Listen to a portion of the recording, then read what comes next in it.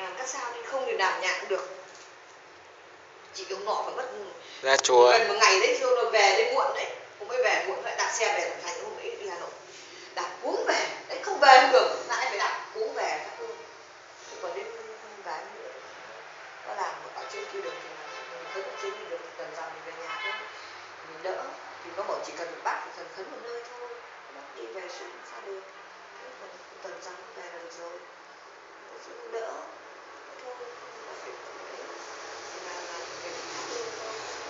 mình đã không làm thôi, không phải được đến nơi trốn thì mà thôi phải làm. Xếp đi con tâm mình nó an tâm.